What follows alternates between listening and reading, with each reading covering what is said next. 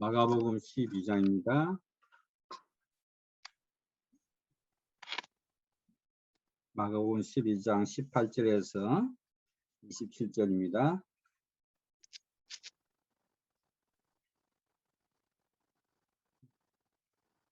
제가 읽겠습니다.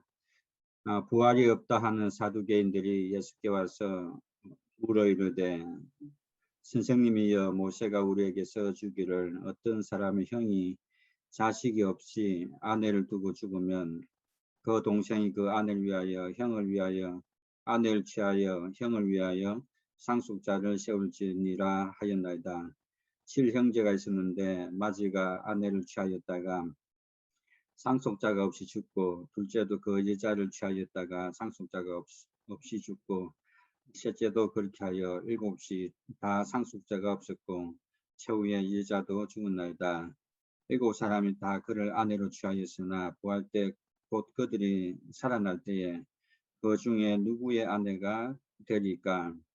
예수께서 이르시되 너희가 성경도 하나님의 능력도 알지 못함으로 오해함이 아니냐. 사람이 죽은 자 가운데서 살아날 때에는 장가도 아니가고 시집도 아니가고 하늘에 있는 천사들과 같으니라. 죽은 자가 살아난다는 것을 말할진대 너희가 모세의 책 중 다시 나무 떨기에 관한 글에 하나님께서 모세에게 이르시되 나는 아브라함의 하나님이요 이삭의 하나님이요 야곱의 하나님이로라 하신 말씀을 읽어보지 못하였느냐. 하나님은 죽은 자의 하나님이 아니요 산 자의 하나님이시라. 너희가 크게 오해하였도다 하시니라. 아멘. 반갑습니다. 코로나로 인해서 힘들고 어려운 상황 속에서 그래도 믿음으로 살아가신 여러분들에게 진심으로 감사를 드리고 오늘 말씀을 통해서 위로와 은혜 받는 귀한 시간이 되기를 바랍니다. 우리는 2주 전부터 영적 세계와 관련된 말씀을 나누고 있습니다. 사실 이것은 제가 계획적으로 의도한 것은 아닙니다. 여러분도 아시다시피 매주마다 민수기와 시편과 마가복음을 번갈아 가면서 말씀을 전하고 있었는데 이상하게도 마침 각 책마다 영적 세계와 관련된 성경 본문들이 나와서 같은 주제로 말씀을 전하게 되었습니다. 사실 지금 우리는 코로나로 많은 또 재난들로 세계가 곤란한 시대에 불안하고 힘든 상황에 놓여 있습니다. 코로나뿐만 아니라 터키나 미국에는 지금 또 산불로 많은 고통을 당하고 있고 또 홍수로 고통을 당하고 있고 전 세계가 혼란과 재난 가운데 있는 것을 보게 됩니다. 하나님께서 이런 우리 사정을 아시고 우리의 믿음을 굳건하게 하기 위해서 또는 우리를 위로하고 용기를 가지게 하기 위해서 이와 같은 말씀을 저희들에게 주셨다는 생각을 가집니다. 저도 지난 3주 동안 이 말씀을 준비하면서 우리가 겪는 현실은 어둡고 힘든 시대이지만 이 땅에 매여서 우리가 두려워할 것이 아니라 또 절망할 것이 아니라 오히려 이럴 때일수록 더욱더 우리가 하나님 말씀 안에서 하나님의 영적 세계에 대한 새로운 안목을 가지고 인사이트를 가지고 더욱 우리가 하나님 뜻을 위해서 살아야 되겠다라는 그런 생각을 깨닫게 되었습니다. 지난주에 우리가 말씀을 살펴보았던 것처럼 이 세상의 모든 영적인 존재는 창조주이시며 모든 만물을 통치하시는 하나님께 영광과 능력을 돌려야 한다라고 했습니다. 그러나 타락한 천사 루시퍼 즉 사탄과 그의 부하들은 자신을 높이고 하나님께 영광과 영역을 하나님의 능력과 영광을 가로채려 하다가 하늘에서 쫓겨나서 이 땅에 오게 되었습니다. 뿐만 아니라 인간들도 하나님 시험 들고 높아지려고 하다가 타락했죠. 그 결과 이 땅은 사탄의 영향으로 질서가 깨어지고 혼란 속에 있게 되었습니다. 그러나 하나님은 반드시 이 일에 심판하시고 하나님께서 그들을 책망하실 것입니다. 반면에 하나님의 백성은 우리에게는 하나님께서 이 세상 이길 수 있도록 능력을 주시고 또 평강을 주신다라고 말씀을 우리가 나누었습니다. 오늘은 본문에서 부활에 관한 사두개인의 질문과 예수님의 대답이 나옵니다. 그래서 우리가 읽은 이 말씀을 통해서 지난주에 이어서 하나님과 영적 세계, 즉 영적 세계에 일어나는 또 다른 현상인 부활에 관해서 말씀을 나누고 은혜 받기를 원합니다. 첫째, 우선 오늘 본문에서 나오는 사건의 이슈는 부활의 문제입니다. 이 부활은 기독교에 있어서 가장 중요한 교리인 동시에 이 땅의 문제가 아닌 죽음 이후에 일어나는 영적 세계와 관련되어 있습니다. 이 사건의 발단은 예수님 당시에 사두개인들이라는 사람들이 예수님께 찾아와서 질문을 하는 것으로 시작됩니다. 이들은 그 당시에 바리새인들과 더불어 이스라엘을 지배하는 가장 높은 상인 계층의 유대인들이었습니다. 이들은 주로 제사장들과 평신도 귀족들로 구성되어 있고 바리새인들과 달리 성전과 산헤드린을 장악했기 때문에 종교적 또 정치적으로 막강한 권력과 권한을 가진 상류층 귀족 사람들이었습니다. 특별히 이들은 구약에서도 모세 오경만 믿고 천사도 귀신도 죽음 이후의 삶도 즉 부활도 믿지 않았습니다. 뿐만 아니라 이들은 로마 당국과 연합한 자들이었습니다. 그들은 예수님께 와서 이렇게 질문합니다.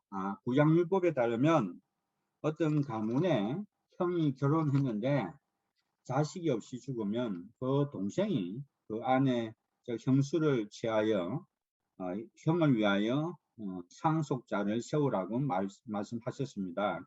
그렇다면 만약 칠형제가 있는데 첫째가 결혼하여 아내를 취했는데 자녀 없이 죽어서 둘째와 다시 결혼을 하였습니다. 그런데 그도 자식이 없이 죽었습니다. 그 이후 셋째도 넷째도 다섯째도 여섯째도 일곱이 다 그 여자를 취했는데 상속자가 없이 죽고 결국 그 여자도 죽었습니다. 그렇다면 그들이 다시 부활했을 때에 7명 형제 중에 누구의 아내가 될 수 있습니까? 라는 질문을 했습니다.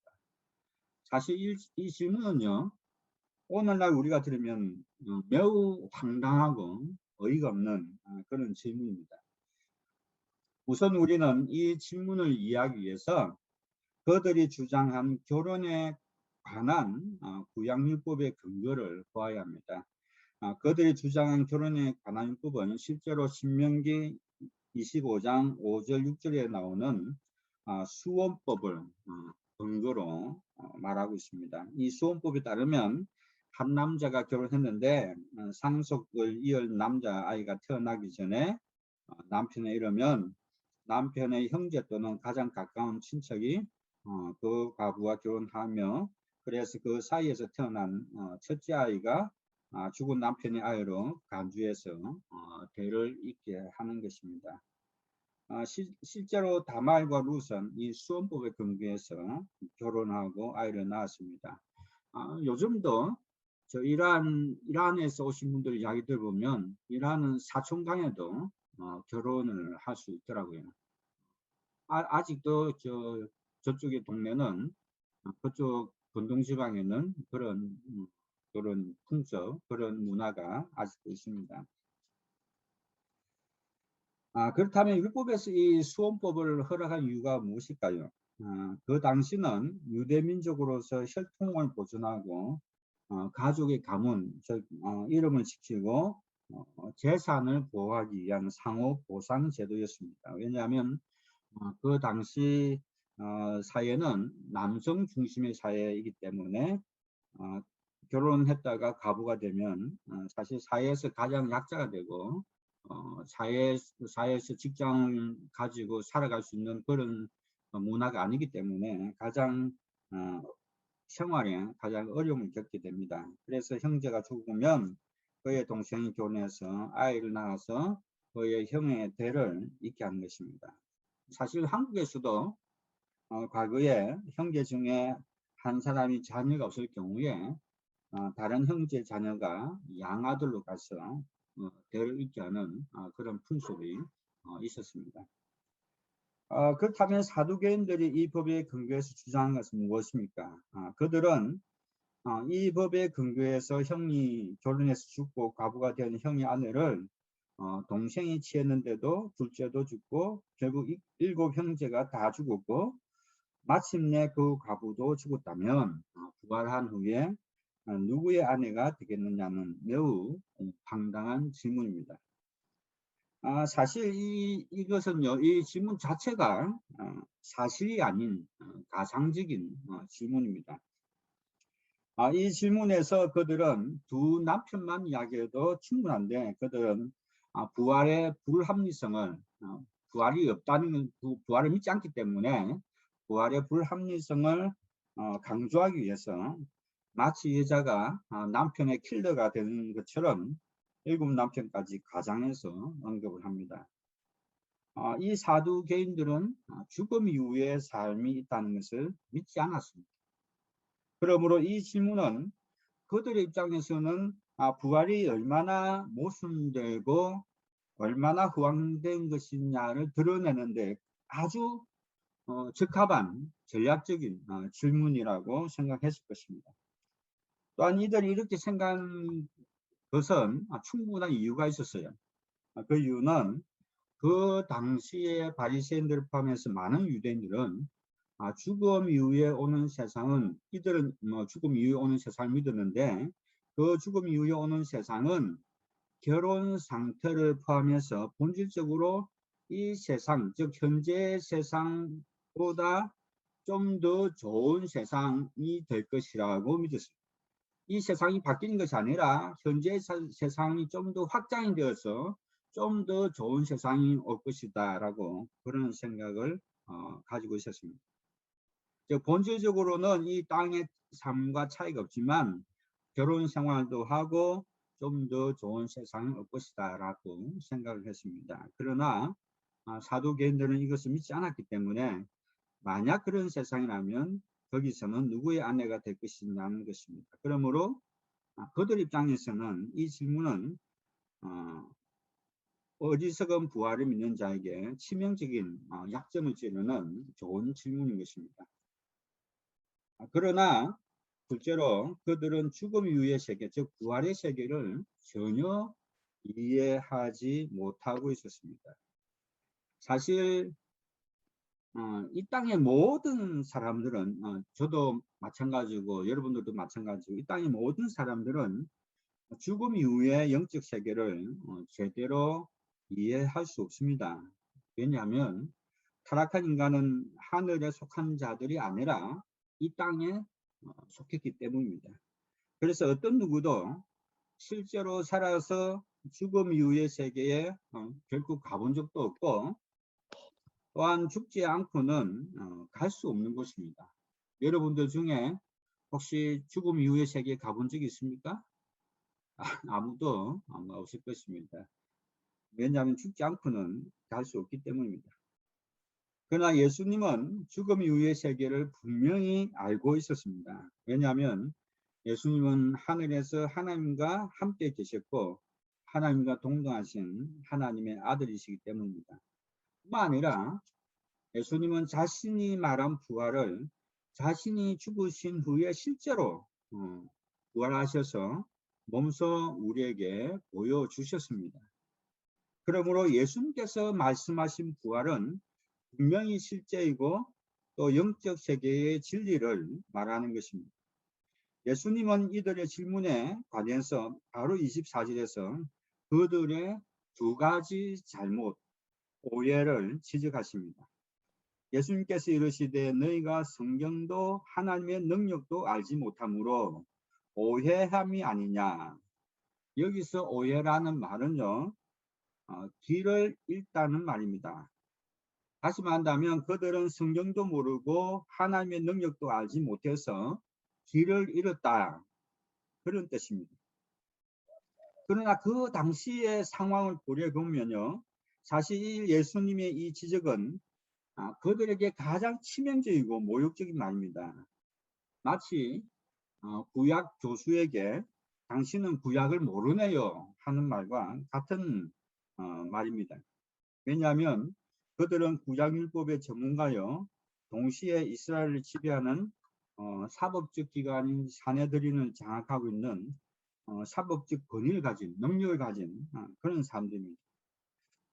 그들은 이 두 가지가 장점이고 자랑으로 내세우는데 근데 그들은 자신들이 가장 잘 알고 가장 중요하게 믿고 확신했던 그 믿음의 시스템 가장 핵심에서 길을 잃어버렸어요. 이것은요 굉장히 중요한 그 포인트를 우리에게 말씀해 주고 있습니다. 사실 이들뿐만 아니라 타락한 인간들 모두가 길을 잃은 자들입니다. 인간들은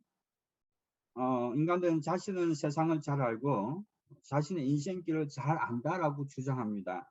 그러나 예수님이 보시면 인간은 길 잃은 어린 양들입니다.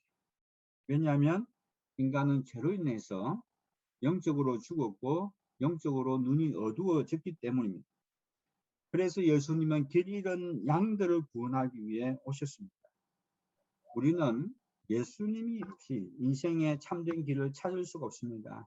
이 땅에 수많은 사람들이 자신의 인생을 잘 안다고 생각하고 자신의 인생길을 간다라고 말을 하지만 이 사두개인들처럼 자신이 확신하고 자신이 믿었던 믿음의 시스템에 길을 잃고 살아가고 있다는 것입니다. 우리는 예수님 없이 인생의 참된 길을 찾을 수가 없습니다. 그래서 예수님께서 이 땅에 오셨습니다. 왜냐하면 예수님이 곧 길이요, 진리요, 생명이기 때문입니다. 그렇다면 왜 그들은 그 당시에 구약의 전문가고 또 그 이스라엘 지배하는 권력도 가진 그런 사람임에도 불구하고 그들은 성경도 하나님 능력도 알지 못하고 길을 잃었을까요? 왜 예수님은 그들이 길을 잃었다고 지적할까요? 예수님께서 말씀하시는 죽음 이후의 삶은 무엇입니까? 첫째, 죽음 이후에 부활한 삶은 단지 이 세상의 연장이 아닌 질적으로 완전히 다른 새로운 차원의 삶이라는 것입니다. 사두개인들은 이러한 죽음 이후의 삶에 대해서, 부활에 대해서 이 땅의 연장으로 생각했기 때문에 부활을 전혀 이해하지 못했습니다. 예를 든다면 죽음 이후에 살면은 결혼의 삶이 없습니다. 여러분들이 부부간 사이가 좋아서 나는 죽고 난 뒤에 천국 갔을도 나는 우리 둘 사람이 부부가 되어야지 그런 생각을 가지고 있다면 참 좋은 생각이지만, 그렇지만 천국에는 미안하지만 부부의 관계가 없습니다. 결혼의 삶이 없습니다. 부활한 이후에는 하늘에 있는 천사들처럼 변화된 존재가 된다는 것입니다. 왜냐하면 이 땅의 삶은 저로 말미암아 인간이 타락했을 뿐만 아니라 모든 것이 변질되었습니다. 사람들뿐만 아니라 모든 피조물, 땅도 자연도 변질되었어요. 그래서 땅에도 가시와 엉겅퀴가 생기고 모든 그런 좋지 않은 그런 것도 생기죠. 그래서 인간에게 죽음도 있고 고통이 있습니다. 육체는 흙으로 돌아가야 합니다. 그러므로 예수님의 재림 후에 자연뿐만 아니라 모든 피조물들은 질적으로 타락한 모든 것들이 사라지고 질적으로 변화될 것입니다.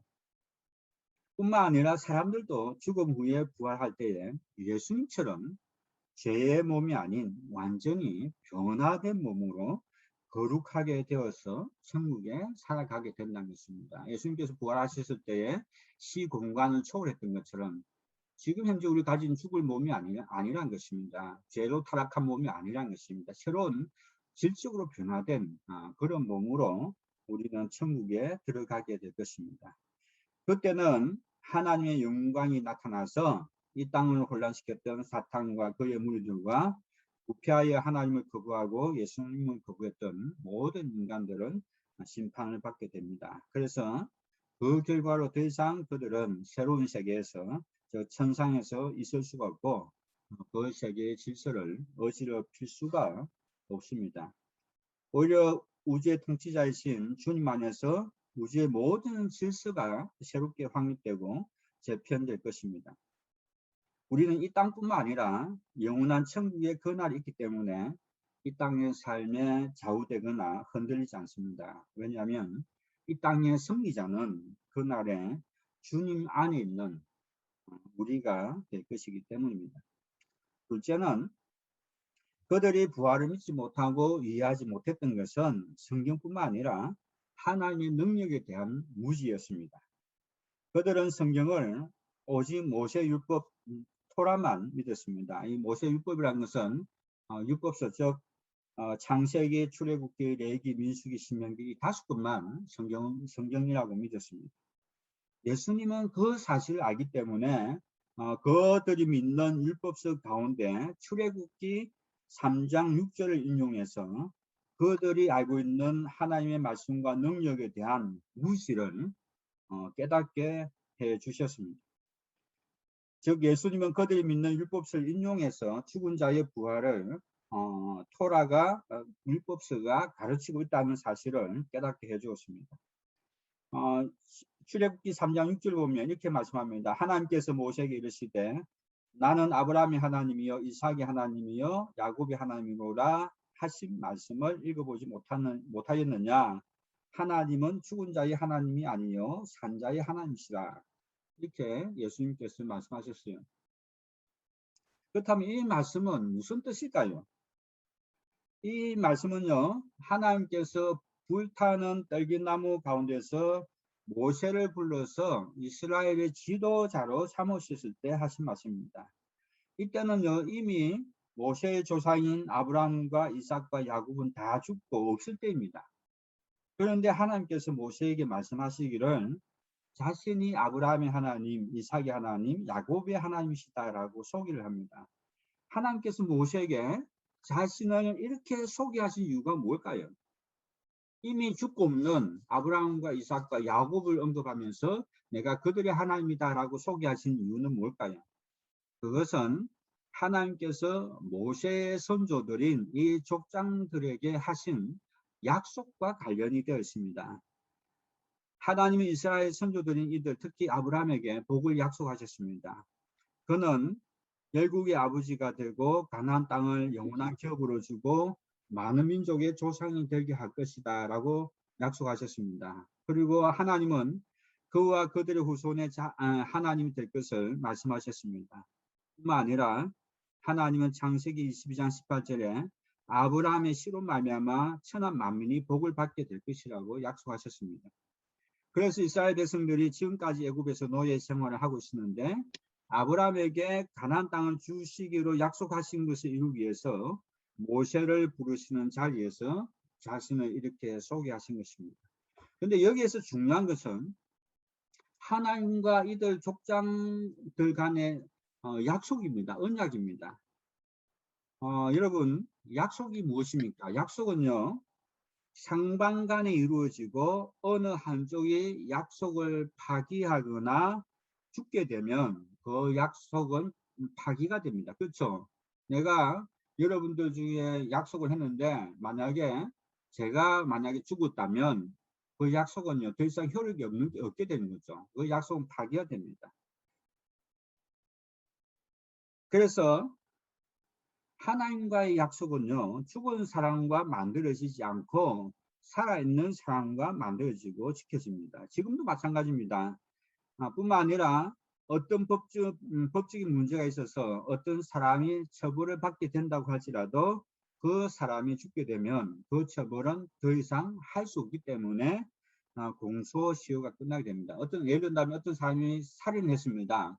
근데 그 살인한 사람이 살인 죄의 대가를 묻기 위해서는 그 사람이 살아 있어야 됩니다. 근데 만약 그 사람이 살인을 하고 자살을 하게 되면 더 이상 재판이 진행될 수 없죠. 왜냐하면 죽었기 때문에 그 죄를 물을 수가 없습니다.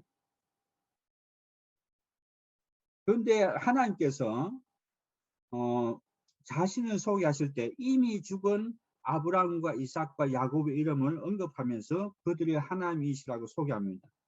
즉 하나님께서 이들과의 약속을 여전히 지키며 이루시려고 하신 것은 이들이 죽은 것이 아니라 여전히 죽음 이후에도 살아있기 때문에 하나님께서 약속을 이루신다는 것입니다. 만약에 죽었다면 아브라함과 이삭과 야곱에게 약속하신 것은 파기가 되어야 되는데 그렇지 않고 그 약속을 계속해서 모세에게 하나님께서 지키신다는 것은 다른 말로 한다면 아브라함과 이삭과 야곱이 여전히 살아있다는 것을 말합니다. 죽음 이후에도 살아있다는 것을 말하기 때문에 하나님께서 그 약속을 지킨다는 것입니다. 그래서 예수님은요 오늘 뭐라고 이야기합니까? 하나님은 죽은 자의 하나님이 아니시요 산 자의 하나님이시다. 산 자의 하나님이시다. 아브라함과 이삭과 야곱이 여전히 살아있기 때문에 그 사람과 하나님께서 약속하셨고 그래서 그 약속을 계속해서 모세에게도 지키고 있다는 것입니다. 그렇게 말씀하신 것입니다.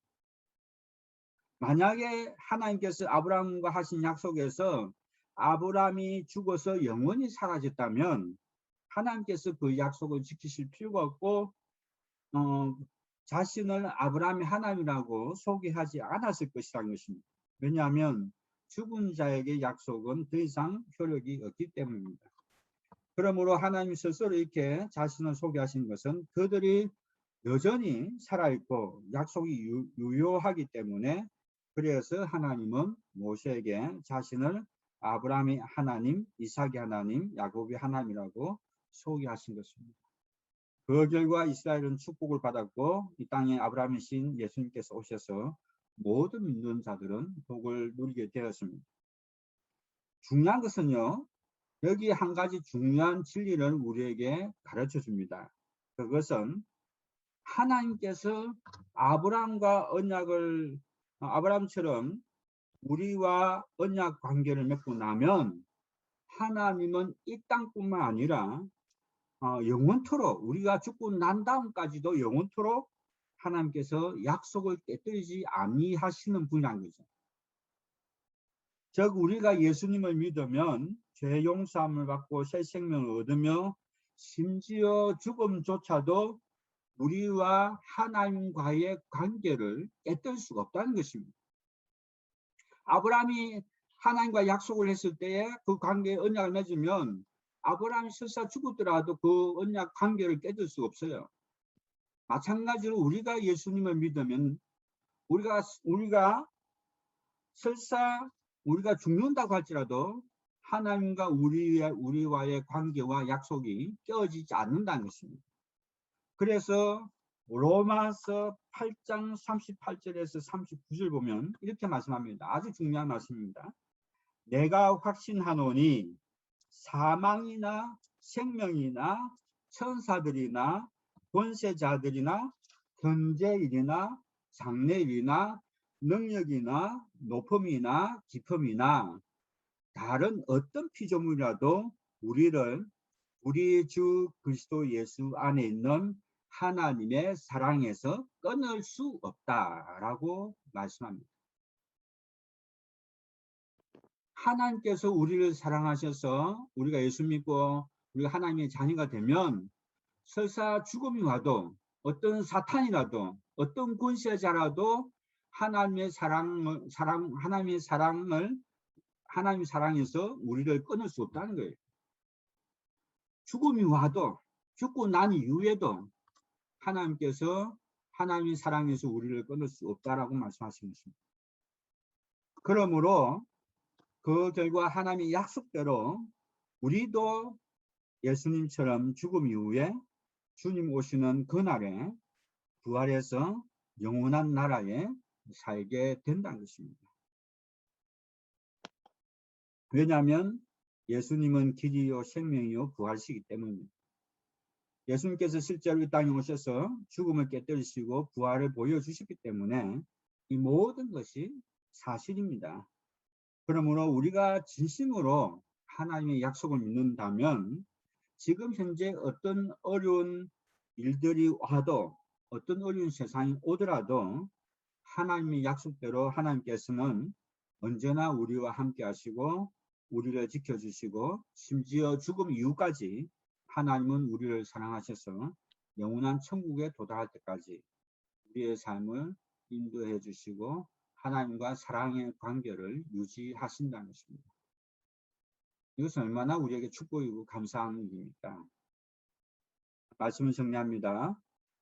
부활은 주님께서 재림하실 때 반드시 일어나는 일입니다. 지금 현재 우리가 죽으면 육과 영혼이 분리되어서 육신은 이 땅에 묻히고 영혼은 하늘에 갈 것입니다. 그러다가 종말에 주님께서 재림하시면 그때 모든 것이 정리가 될 것입니다. 이 세상의 모든 오염된 피조물들은 깨끗한 새로운 체질로 바뀌게 될 것입니다. 사탄과 그의 부하들, 하나님을 거부하는 사람들은 심판을 받게 될 것입니다. 반면에 믿는 우리는 다시 변화된 몸을 입고 부활해서 천국의 혼인잔치에 참여하게 될 것입니다. 그래서 눈물과 고통이 없는 그곳에서 영원히 살게 될 것입니다. 뿐 아니라 하나님은 자신의 약속대 믿는 우리를 천국에 도달할 때까지 주님의 사랑으로 이 땅에서 지키시고 보호하시고 인도해 주실 것입니다. 그날까지 우리는 이 땅에 매이지 아니하고 천국을 바라보면서 두려움 없이 믿음으로 살아가는 저와 여러분이 되시기를 간절히 축복합니다. 이 시간 함께 기도하겠습니다. 첫째는 우리가 무지해서 우리의 인생을 잘못된 길에 두지 않게 하여 주옵소서. 사도계인처럼 우리가 무지해서 우리의 인생의 가장 중요한 것을 잘못된 길에 두지 않게 해달라고 기도했으면 좋겠습니다. 둘째는 우리가 천국의 소망을 가지고 늘 하나님을 바라보게 해달라고 기도했으면 좋겠습니다. 셋째는 우리를 인도하시는 하나님 믿고 용기 있게 살게 해달라고 기도했으면 좋겠습니다. 넷째는 코로나로부터 고통당하는 사람들을 불쌍히 여기달라고 기도했으면 좋겠습니다. 다섯 번째는 주님 오시는 그날까지 교회가 복음의 사명을 감당하게 해달라고 기도했으면 좋겠습니다.